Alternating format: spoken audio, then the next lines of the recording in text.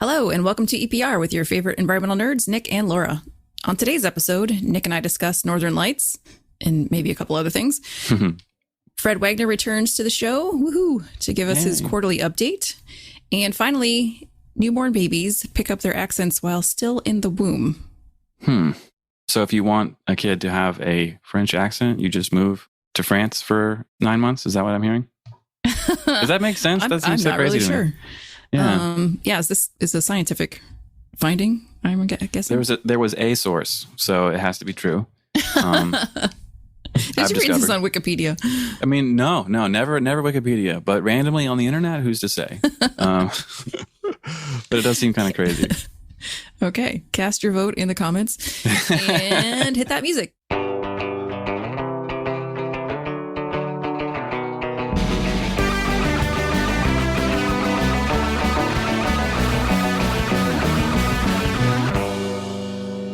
Okay, before we get to our segment today, I want to do our little NAEP plug. NAEP is currently seeking nominations for our at-large board members from voting members of NAEP.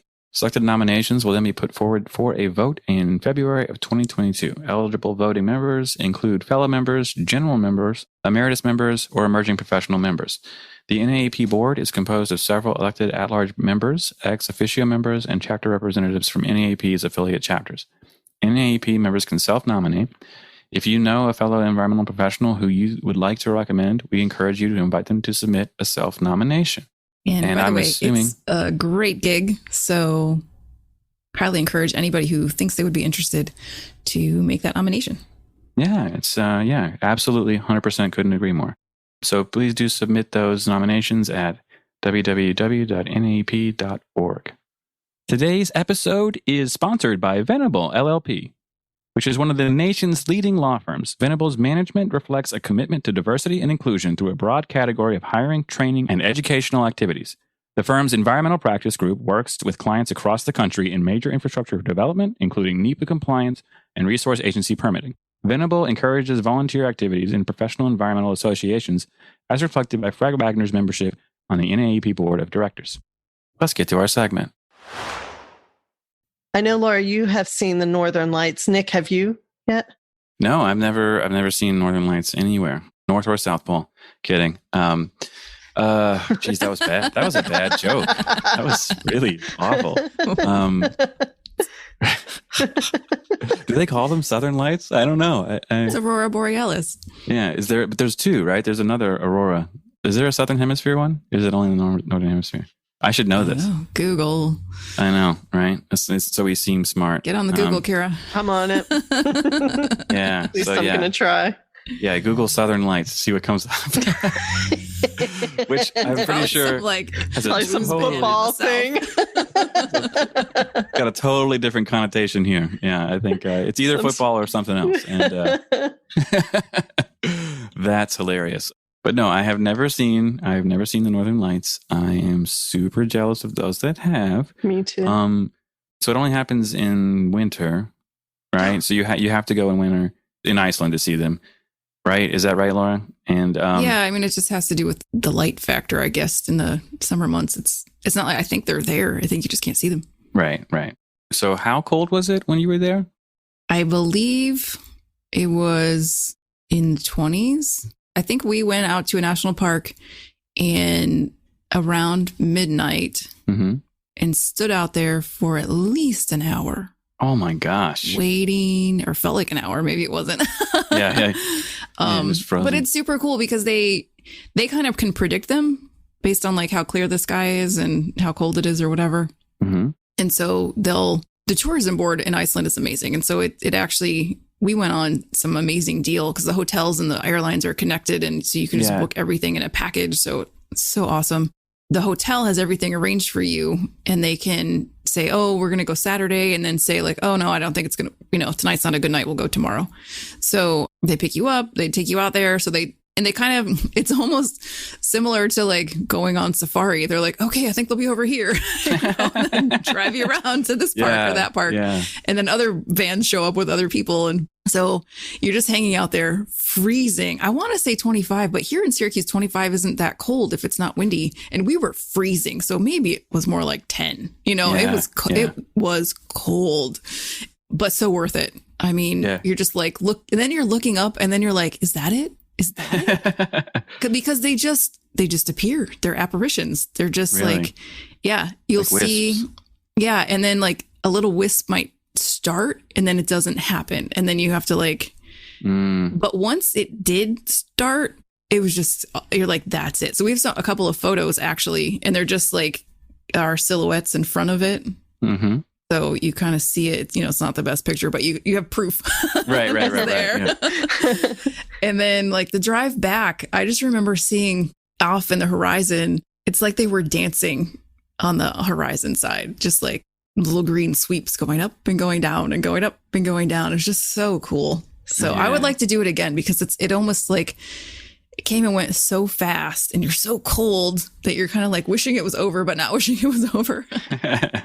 Well, yeah, I mean, so I think this is our, we need to really do an EPR road trip is what I'm hearing. Yes. Because I definitely want to go and see it. It's very high on our list.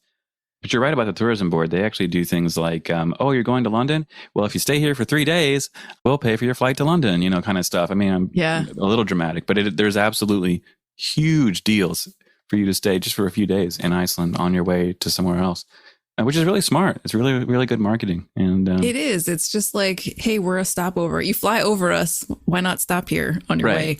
And so, we talked to Fred and he's been there in the summer and I'm dying to get back in the summer because in the winter, we have the lights.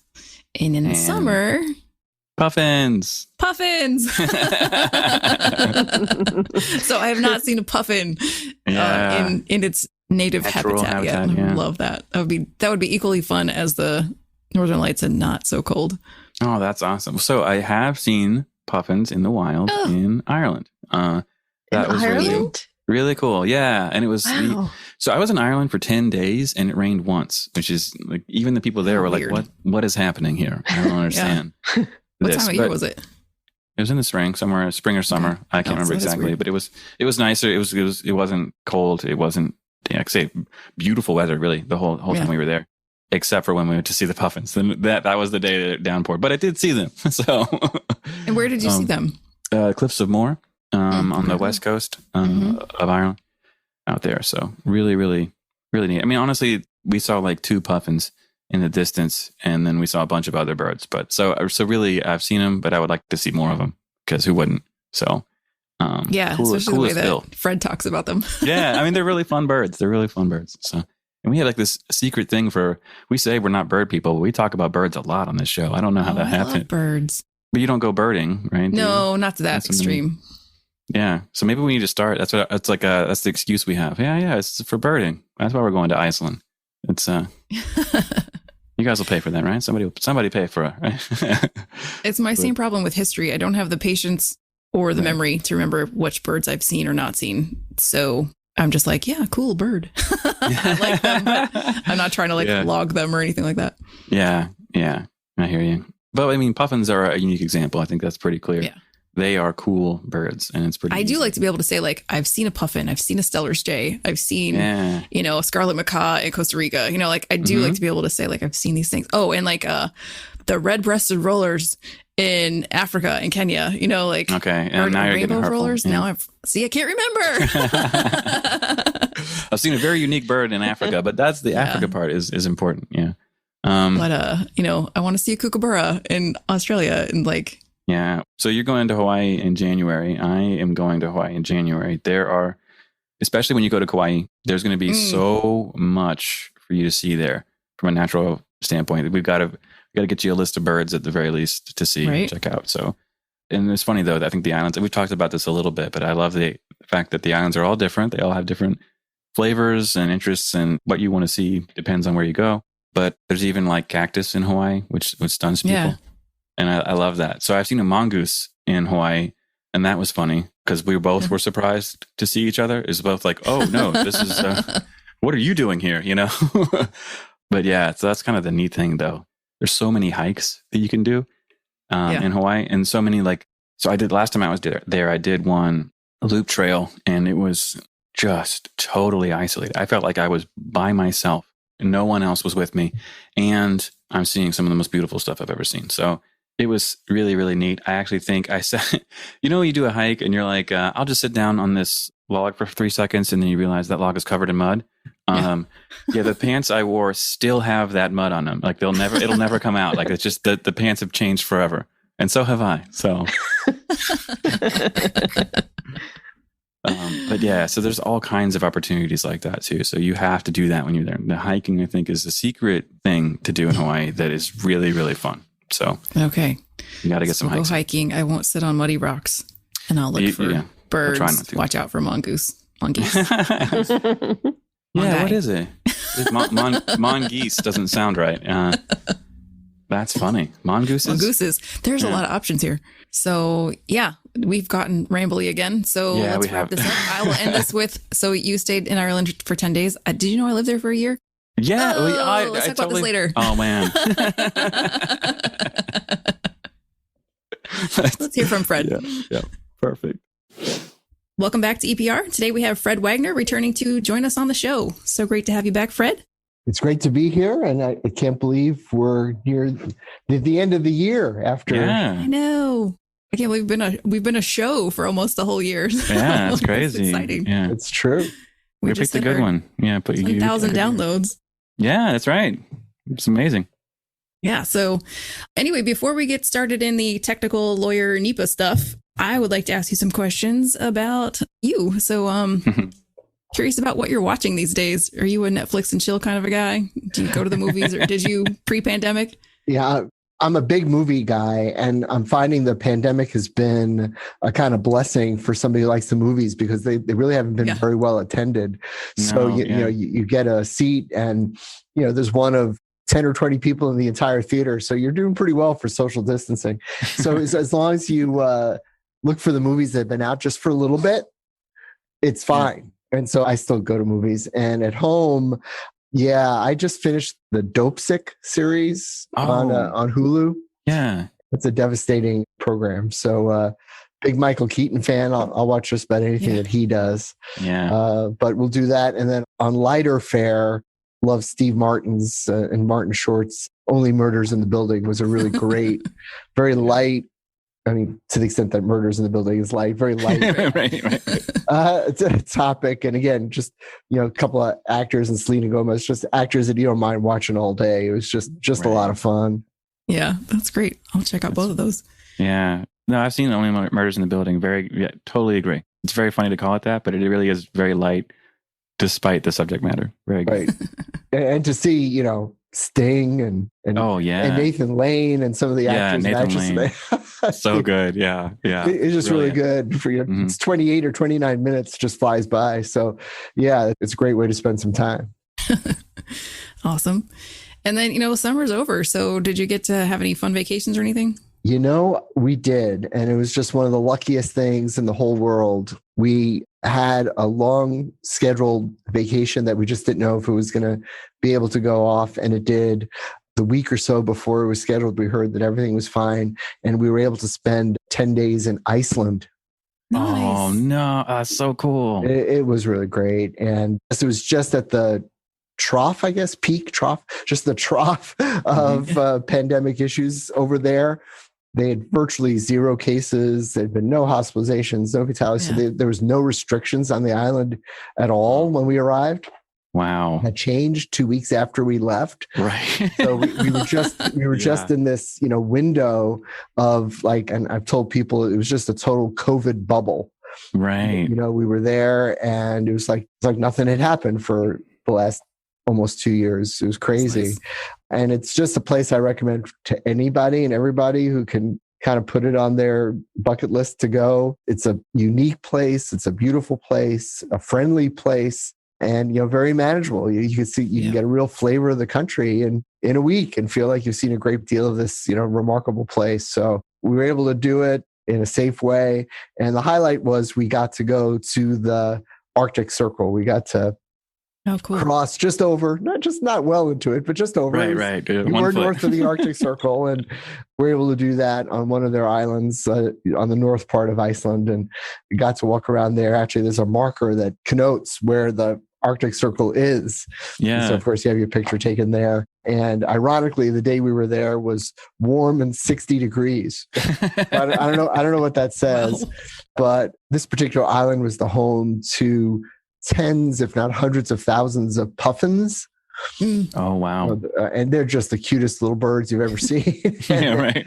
And they find their homes on these cliff sides, and it looks like a condo, a big New York City condo. Right. And all these birds, stick their heads out of the windows. They talk to each other, look at each other through the... Keep it down. Yeah. It's great. And so it was just a wonderful place. And the other highlight, we got to see the active volcano on the island.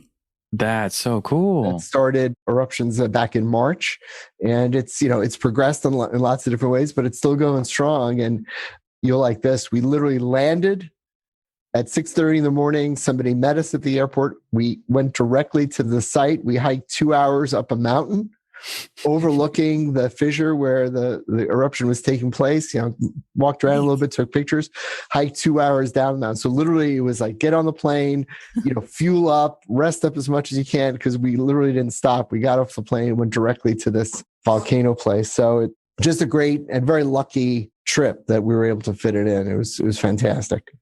Oh, wow. That's so awesome. So glad I asked you. I don't know if Nic knows this. I went to Iceland in the winter. Of course. And I've been dying to get back in the summer because you can't see the puffins in the winter. Can't see the puffins, but you can see the northern lights, which is something that we were planning to do during the pandemic. And of course it was canceled. And so we switched it to a summer trip, but I take it going back for the northern lights is something still worth it, right? Absolutely. Totally worth it. It's the most magical and ethereal thing you can just even imagine. It's unreal. It's really cool. So we'll go back, and I'm really glad we did. It's just a great place. Awesome.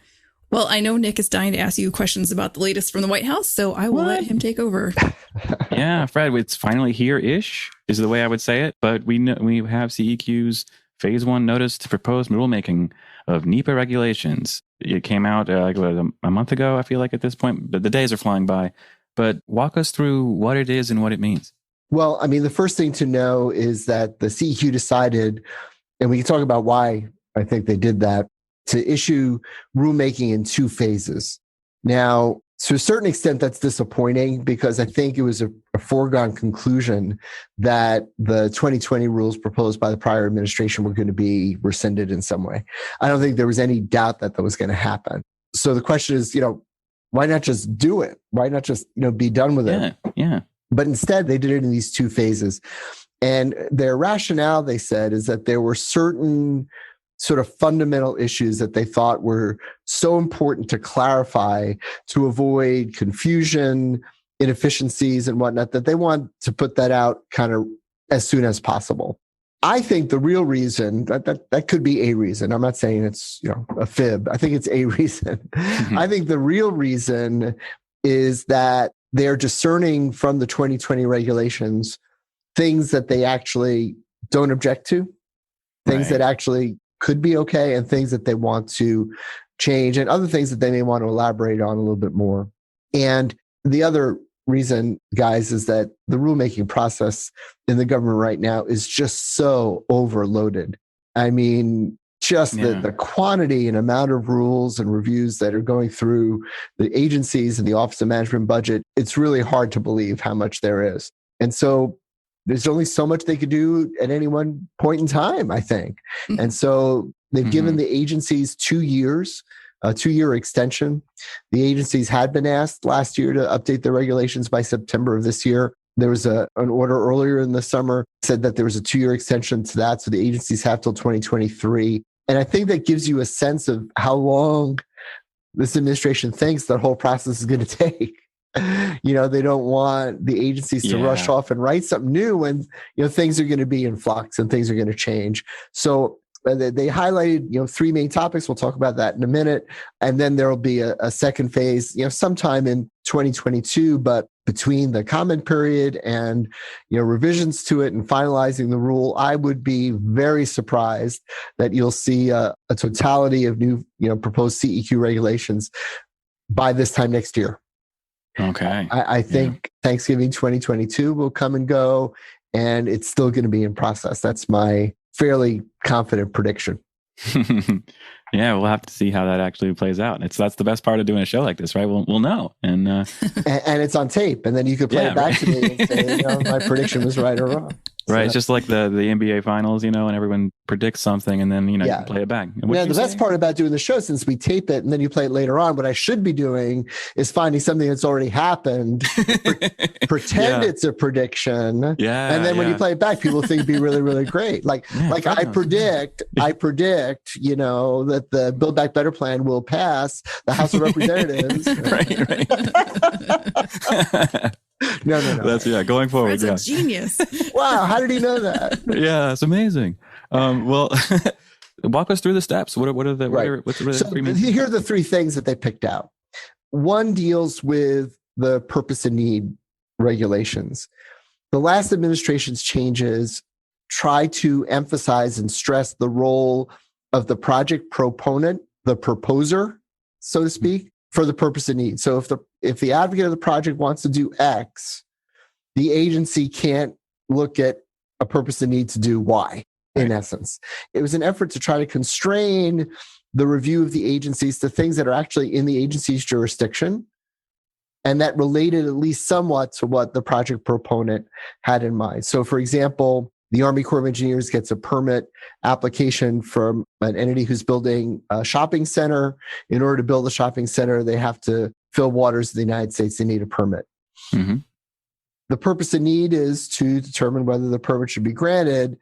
I think the intent of the 2020 regulations was to say, but you shouldn't be really talking about the underlying objective of the permit applicant.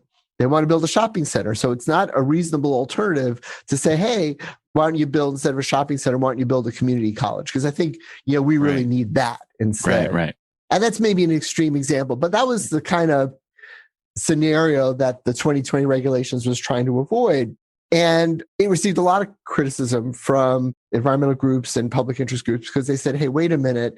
The whole point of an agency's jurisdiction is that they should have a right to look at environmental values, environmental issues, public interest to determine appropriate alternatives. So one could argue, well, okay, we're not telling you not to build a shopping center, but does the shopping center have to be here? Right. Could it be there?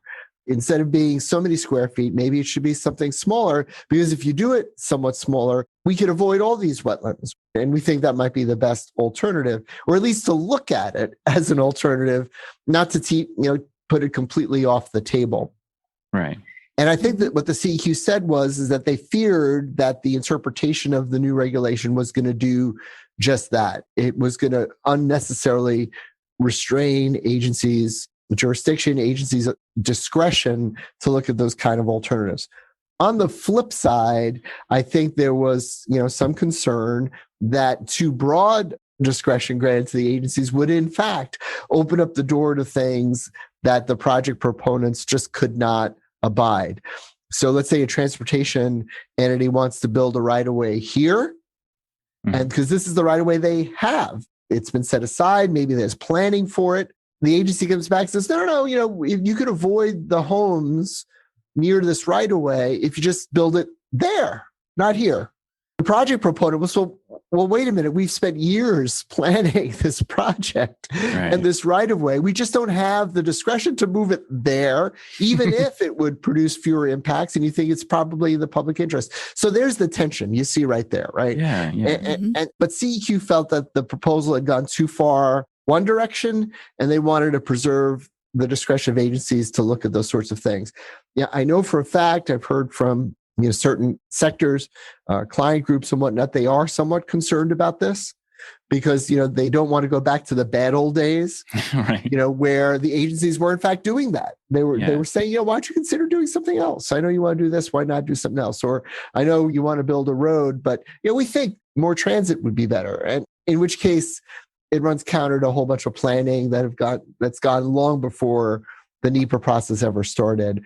I don't know how that's all going to play out, but I for sure know that the proposal, if you read the notice of proposed rulemaking, certainly stresses the discretion part for the agencies. And I think that's a message, an overarching message I commend to folks listening. A lot of people said, oh, this is not such a big deal. They only picked out 3 things. We'll talk about the other 2 in a minute. We have to wait and see what the whole thing says. And I disagreed with that. I think at one point, I posted on one of my LinkedIn pages, I said, some people think there's not a lot in this first step of this 2-step dance, but I said there's a lot of pep in this step because I think if you read between the lines of what CEQ said, they're sending pretty strong messages about how they think NEPA compliance is going to work. And that's one example. So, we're going to see tension when private parties come to the agencies wanting to do one thing. How broad are the agencies going to interpret their discretion? How broad, will the alternatives analysis have to go based on a purpose and need that may go beyond the agency's authority or jurisdiction? We'll just have to see. The second big change, this whole thing about floor and ceiling. I don't know if you've read about that, but the 2020 regulations wanted to say that, look, agencies, you cannot propose stuff in your internal guidance, your internal rules that go beyond what the CEQ regulations say. The regulations are a ceiling. And in essence, what this administration has said is no, can do. It's a floor. The agency should have discretion to do more. So, for example, if the agencies have a kind of robust system of public participation that adds some flesh to what's going on with the CEQ regulations, they should be encouraged to do that. If they think in their best interest, that's going to promote public participation, transparency, awareness of proposed actions. And so in general, they wanted to encourage that. Again, that seems like a minor thing, but it's not. Because it's very likely that you're going to have agencies doing different things that could enhance some of the CEQ regulations, 1.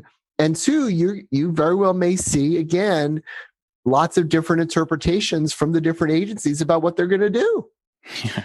And again, I think in part, that's what the 2020 regulations were designed to address. Consistency and, manage expectations and consistent approaches. Is this going to lead to a whole variety of different things across the federal government? I'm not sure, but it's possible. It's possible that could happen. So that's the second thing, just the floor versus the ceiling. The third one is the one that everybody expected to happen. Right. And that was the definition of effects. The 2020 rule said, wait a minute, we're going to interpret effects as just what's proximate cause from the action. And we're still going to mold together direct, indirect, and cumulative effects. It ended up being confusing. There ended up being a lot of different approaches to it. It ended up, being kind of repetitive analysis within the environmental documents. So instead of that, proximate cause from the action and all those things related to it. And in defense of the 2020 regs, they said, wait a minute, we're not eliminating cumulative effects. That could be part of it. Right. If we feel that's, a reasonable thing to include, that could be part of it. Critics of the rule, however, said they were cutting it out. Yeah. And they said, what you're really doing is saying we don't have to look at GHG impacts, Right. They were alleging that. And so, we didn't know. We didn't know because, frankly, there hadn't been a reasonable opportunity for any major projects to see how that was going to happen. There wasn't enough time. Yeah. But these new rules make it pretty clear. We're reverting back to the 1978 rules. Direct, indirect, cumulative effects. But again, it isn't just that. You got to read between the lines. And the indirect effects analysis makes it crystal clear that if there's a project, for example, that's going to promote fossil fuel development, the indirect effects could, in the view of this administration, be the burning of those fossil fuels. That's an indirect effect. Yeah. That's an indirect effect. And so the question is going to be then, as it's always been, is that reasonable? How far down the chain do you have to go? If you have a federal action where, I don't know, you're talking about some sort of manufacturing facility that's being promoted, do you have to deal with the disposal of the materials that are produced from the manufacturing facility? Is that an indirect effect? Yeah. All those sorts of things are going to come up. But at least in terms of fossil fuels, that was the one example that they gave. And then with cumulative effects, the reason this is so crucial is that they tied cumulative effects directly to environmental justice. And they said, look, when you think about it, if a community has been the victim of many projects in the past that diminish air quality and promote health effects related to air pollution, the cumulative effects analysis is specifically designed to get to that. That's the whole point. Yeah. And so again, they stressed, we're putting it in, query whether it was ever really out, but we're making sure it's enumerated separately, especially because it has that tie into things like environmental justice. So there's a lot of stuff in between the lines, even though there's only 3 major elements that they decided to change for now and sort of comment on for now. But boy, oh boy, those are 3 big ones. Yeah. And it's going to, relate to a whole bunch of projects. And again, as always, litigation over how they're going to be interpreted. So the comment period closes soon. I expect that we'll see the adoption of those 3 changes sometime in I would say the first quarter, end of the first quarter, beginning second quarter of 2022. And then how they're interpreted and written, we'll begin to see. Yeah, which is always the neat part. And so this is phase 1 of phase 1. That's right. So that's great. And like I say, I always appreciate the insight. And I think that's really well said. I think a lot of what, cumulative effects, we could probably have an entire show on just what that means and where the lines are. And I bet you we could ask every NEPA practitioner and they'd have a different answer. Well, again, this is going to, I know we try to stay away from it. This is going to betray the timing of our recording here. But if you don't believe me, just this week, a ruling came out of the Ninth Circuit that y'all got to read, professionals got to read, called Center for Community Action and Environmental Justice versus the Federal Aviation Administration. It's out of the Ninth Circuit.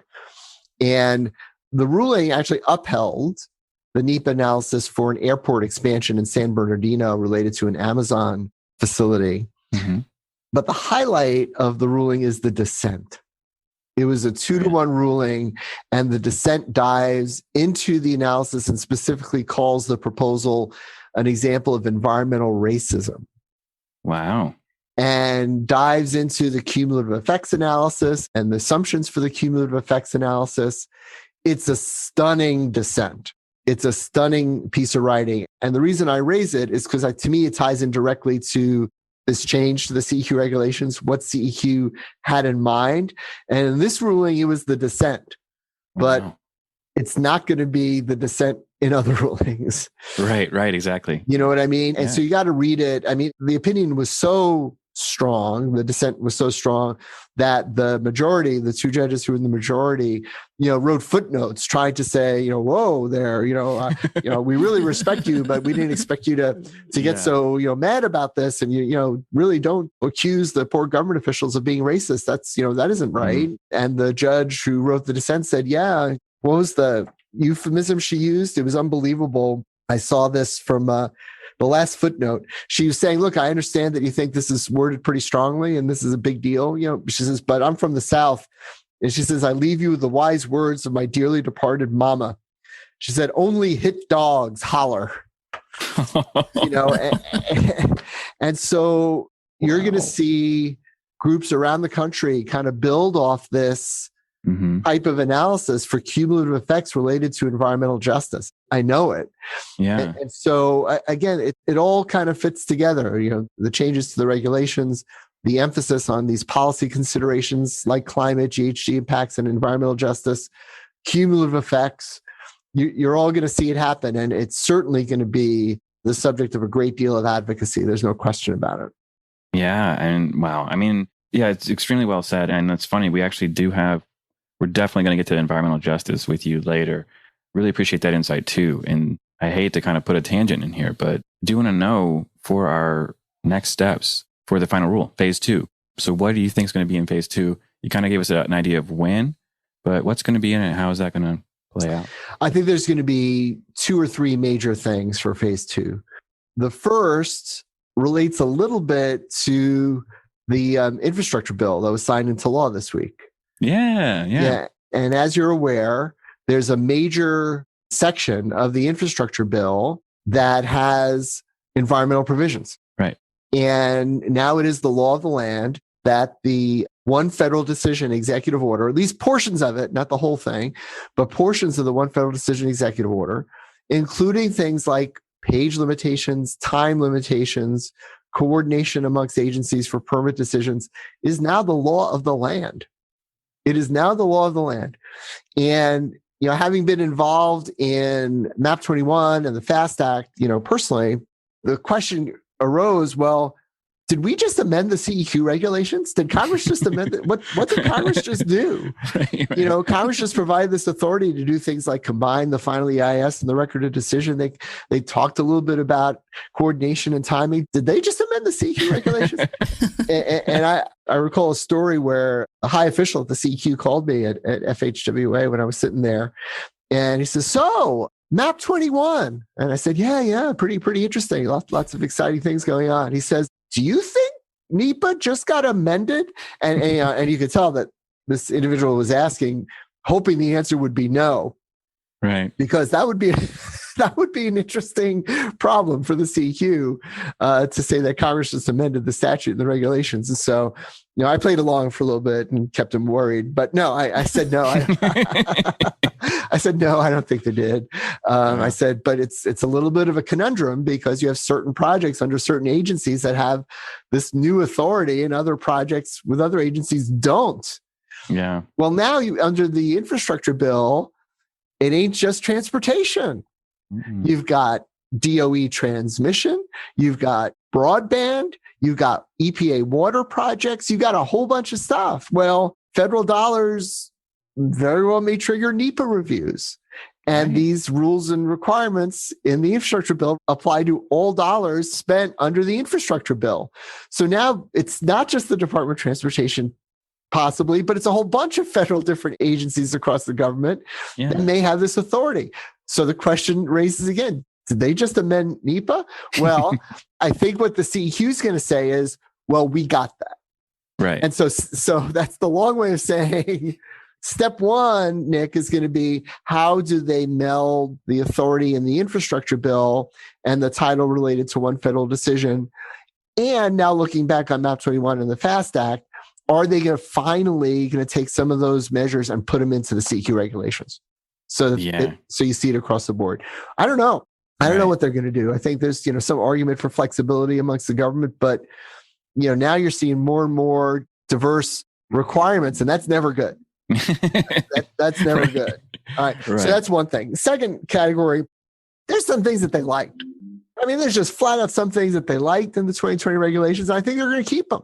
And another one of the reasons it's taken so long to get to phase two, guys, is that I think they're playing to be, in line with the holiday season, they're playing Santa Claus, right? They're looking at the 2020 regulations saying, which of these regulations are naughty and which ones are nice. I love it. Yeah. That's what they're doing. 100%. And the ones that are nice, they're going to try to keep it. Maybe they'll, massage them just a little bit. But I think that's another element here. There's some things that they could advance. For example, 2020 regulations did a lot to clarify and enhance the role of tribal governments. Yeah. That's staying. Yeah, absolutely. That's not going anywhere. That's staying. And so that's just one example. There may be others. And then the third general category is, okay, are there places where we, the CEQ, this administration for time immemorial, want to clarify exactly what's expected for certain things that are high policy priorities for us? Mm-hmm. So is there going to be some elaboration on an indirect effect related to climate? Is there going to be some clarification on the interpretation of cumulative effects and how to do a cumulative effects analysis for EJ? Interestingly, EPA, totally apart from the CEQ regulations, is issuing its own guidance on cumulative effects, but not in the NEPA context. Interesting. Just in the Title VI of the Civil Rights Act context, to try to figure out, well, if if a state issues a permit and somebody alleges a Title VI violation, how are we going to determine whether there's a discriminatory effect here, a disparate effect? The only way we're going to be able to do that is to get a better handle on the cumulative effects on the resource at issue. Let's say it's air pollution. And so how do you do that? How do you do a cumulative effects analysis to put what's there in context to the proposal that's being challenged under Title VI of the Civil Rights Act? Wow. So now you take that and you have the cumulative effects definition under NEPA, and it would seem to beg for CEQ to put some flesh on the bones so that agencies have some guidance on how to do that, especially if they want so more robust environmental justice analyses. So that's what you're going to see. You're going to see those three categories of things, marrying up all these things that have happened over the last decade and a half now on giving different agencies, different authorities to try to promote efficiencies, try to smooth out the edges just a little bit. Second, naughty, nice. What do we like? What do we don't like from the 2020 and keep some stuff and take some stuff out that we thought was bad. And then third, is there this opportunity to sort of elaborate specifically on those policy initiatives of concern for us? And so that's another reason why this is going to take time, because on top of that exercise, they're involved in any number of other major policy initiatives across the government. It's just going to take time. Yeah. And you told us that in the beginning, and I'm impatient, but you're right. I know. Got to keep waiting. Yeah. The WOTUS rule just came out this week. The Army Corps and EPA just issued an interim Waters of the United States rule. Yeah. We knew that was going to happen too. And that's going to take a lot of time to sort out. And there very well may be, litigation over that. So yes, there always is, isn't it? I think proof positive that this is our fourth visit over the course of basically a calendar year. And here's one area where you can go back to the first chat we had and say, yeah, I was absolutely right about that. Which is the time and patience it takes to get these things out, to see any, result from them, and then to see practice change. Yeah. It's a multiple year effort. The CEQ rules and Waters of the United States, those are just 2 of 24 major initiatives that are out there, and never mind some of the other, secondary ones. It's just all across the spectrum. It really is incredible. It is. There's no other way to put it. There's so much. And you even said that too. You're like, this is going to be the craziest year we've had in a long time when it comes to environmental regulations. And yeah, I think we're seeing that play out. And I have some fun questions in here for bills, but I know we have so much time. I do want to make sure we get to EJ. I want to give you some space for that, and then we can come back to how bills are drafted. But, there's a press release in July for Biden's Justice 40 initiative, where the administration promised to deliver at least 40% of the overall benefits of federal investments in climate and clean energy to disadvantaged communities. So it seems like a sizable step forward towards this administration's EJ initiative, which I know is top tier for them. Can you kind of tell us a little bit about it? Yeah, I mean, the fundamental premise is that they want to get to a place where at least 40% of the benefits from government spending goes to disadvantaged minority communities. The first step that they have to accomplish is how that's going to be measured. Right. What's going to count? They've given some examples about that, to try to give some guidance to agencies, and they have a pilot program going on in about 7-8 different agencies to sort of advance that. But that's going to be the first thing. It's like, what counts? And my fear is that there's going to be such a rush to try to get credit for just about anything that the sorts of things that are going to be advanced by different agencies, I think it's going to be diluted somewhat. So, for example, the administration believes that anything that tends to enhance climate initiatives is a benefit for EJ communities. Why? Because climate detriments, the detriments to climate change, seem to hit disadvantaged communities hardest. Right. Ergo, if you do something better for climate, that's a benefit to EJ communities. Yeah. Well, does that mean that every project that installs an EV charger is now going to count as part of the 40? Right. I don't know. Doesn't drive electric vehicles. Okay, I see problems here. but you see the point. You see the point. An agency that's really anxious to make sure that it's doing its thing says we're promoting climate initiatives. Then all of a sudden, a whole suite of EV chargers in Potomac, Maryland, or McLean, Virginia. Right. Yeah. Counts. Should it? Is that right? Is that really what it's really intended to do, or is it really much more? Should it be much more focused to things that address some of the concerns of minority and disadvantaged communities that we know about? Clear public health concerns, education concerns, housing concerns, etc. And I don't know, the initial guidance that came out of the White House just seemed to be so broad that it would allow a lot of agencies to kind of fit in quite a bit under that tent to meet those goals for that initiative. Time will tell.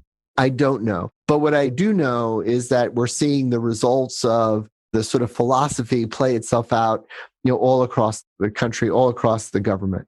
We've talked about the number of, Title VI petitions civil rights positions increasing at EPA and other agencies where, we're seeing policy initiatives trying to ensure that impacts to disadvantaged communities, even if they're not disproportionate and adverse under the terminology of the old executive order, that there's potential mitigation and benefits associated with the project, even if it doesn't meet a certain threshold. I mean, this is already happening. And so there's going to be a lot of pressure on agencies to figure out how to incorporate the potential benefits to the disadvantaged communities. P.S., they have to define that too. Right. They're still working on that. But I mean, I guess, for the most part, we could use the EJ definition for now. But there's going to be a lot of pressure to define that in a way that agencies feel they're getting credit for that. And if it doesn't happen soon, the administration is going to feel a lot of heat. They're already getting a lot of heat from advocates that say, you're talking a good game, you're saying the right things, but show me the receipts. Right. Show me the receipts. Yeah. What are you doing actually? And getting into the next year, there's going to be a lot of pressure to show that.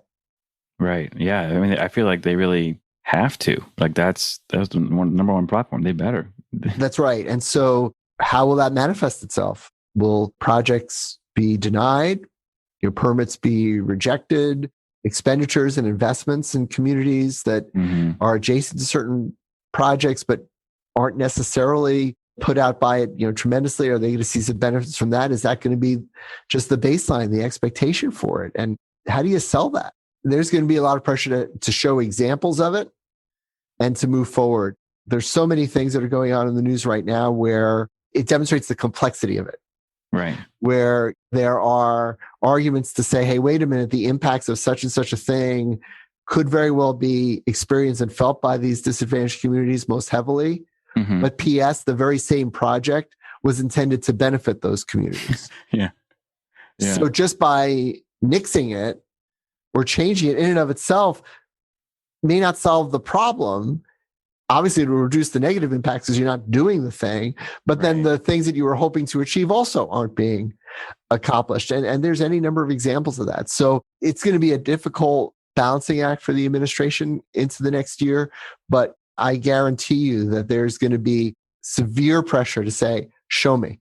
Show me projects that have changed. Show me permits that have been denied. Show me specific efforts that you've made that will inure to the benefit of public health in some of these communities. Show me investments into the things that we care about that are related to federal funding that we may not have seen before. And they're going to have to be specific. So this is going to pick up into the next year. Yeah, excellent. Which, hopefully that means this time next year we're talking to you about it, the updates and the changes. You will. And then getting back to the environmental professionals of the world, as I've suggested in the past, the obligation for the professionals to try to figure out, how do I help assess benefits now? Yeah. Now, I'm so used to talking about adverse effects and talking about impacts. All of a sudden, do I have to become an expert on calculating benefits of a project? Economically, socioeconomically, do I have to start learning how to do that? Yeah. In order to assist project proponents and my agencies? How do I evaluate the efficacy of mitigation in a way that deals with socioeconomic EJ impacts? I mean, that's a discipline that I think there are very few people who could say they're really good at it or specialize in it, right? Right. But I think the burden of folks to sort of put that into the mix of their overall analyses is going to be paramount. Right. Yeah, which is a good thing. I'm glad that that's happening. So, but a lot of learning. There's going to be some learning. Yeah. Learning curve for sure. Well, that's what's so great about this job, right? Is just there's always new things to learn, no matter what. I mean, it's incredible. It really is. So I say, I know we're close to time, and you've got a hard deadline this time. I'm going to ask you one fun question about bills, because my first thought was the infrastructure bill, right? It's huge. There's lots of parts in it. It's massive. There's no way there aren't mistakes in this thing, right? So how do they draft these things? How do they handle mistakes when they find them? I remember very soon after I was out of law school, there was some massive bill that came out that made the front page of the newspaper. And I think we highlighted it at law schools because the final bill, the actual bill that was passed had marginalia, had still handwritten notes from staff in the margin. And so that was an example of kind of, yes, this process is messy. It's rushed. The old expression about if you like hot dogs in legislation, you don't want to see them being made. Is still true. But I will say that, this one, there isn't going to be as much in the way of kind of major errors and changes. A lot of it was funding mechanisms, expanding existing programs to add more line items and whatnot. There are some programs that were created, though. And the standards of that, it's going to be really interesting to see. I think the dynamic that I experienced when I was inside the administration was not so much errors, Nic, as much as vagueness. Right. Yeah, there's a lot of that, huh? What does this mean? Yeah. It could mean this. It could mean that. If I told you the story in the past, stop me. I don't think I did, but there was one particular provision in one of the authorization bills we read. It was really kind of vague, and we interpreted it one way, and off we went. The phone rang, an irate staffer, saying, "What are you doing?" And we said, "Well, here's the language. This is the language, and this is how we interpret it." And the individual said, "Well, we didn't mean that." And my question was, how am I supposed to know what you meant? All I see is the words on the page. I'm not making up some ridiculous interpretation here. It's a reasonable interpretation. How am I supposed to know? And for bills like this, the legislative history and the legislative intent is virtually zero. So you can't dig into that. Yeah. So the real challenge, I'd argue, isn't so much errors or people who wrote their phone numbers in the margins as in years past. I think the real challenge is going to be, are the things that are so vague, and where you're going to see it, especially, guys, for programs where there are discretionary grants and the DOT or the other agencies have discretion to pick, amongst applicants to try to get federal dollars. And they say, we're stressing this. This is the thing that we think is most important. Oh, let's say climate. Mm-hmm. And they pick certain projects. They think they're going to advance that objective. And Congress comes back and says, well, wait a minute. What we intended was projects that look more like this, and you're making it look like that. And so the thing that you will see is tremendous amount of congressional oversight. There's so much money, obviously, involved in the infrastructure bill, so much money that you're going to see a bunch of congressional oversight, especially with respect to the discretionary programs. And the senators and the congressmen are going to say, wait a minute, we were expecting projects like this. You're approving projects like that. What are you guys doing? And what standards are you creating? And then the question is going to be, well, your language gave us this leeway, and all we're doing is exercising our authority under that leeway. And then the two branches will duke it out. over what they really meant and what they really wanted. And of course, if administrations change from Democrat to Republican, well, then those interpretations change too. Again, so that's how really, that works. That's really more that what you're going to see. You're going to see those few areas, maybe more than a few areas where there's vagueness on how it was written. Does the agency have discretion to do X, Y, or Z? If so, how much discretion? And you'll see a lot of oversight on that. Yeah, of course. That's awesome. Laura, we're going to have to get him back just for hilarious things that happen in law. We need to do that episode. That has to happen. So I know we don't have enough hours in the day here for the podcast, but thanks for joining us again, Fred. This was great. I see Nic smiling from ear to ear. He could talk to you about this stuff all day long. I really could. Well, I mean, look, the combination of Puffins and NEPA, what could be better? Right. Exactly. Right, Laura? Yes. It's good stuff. But anyway, happy holidays to you all. Really have a great holiday season. If anybody wants to get in touch with you, is LinkedIn your preferred method? LinkedIn is great. I'm available on LinkedIn, but also directly at Venable.com. My professional bio there links directly to an email to me, and I'd love to hear from people. Awesome. Thanks, Fred. All right. Have a great day. That's our show. Thank you, Fred, so much for joining us again today. Please be sure to check us out each and every Friday. Don't forget to subscribe, rate, and review. Thanks, everyone. See ya.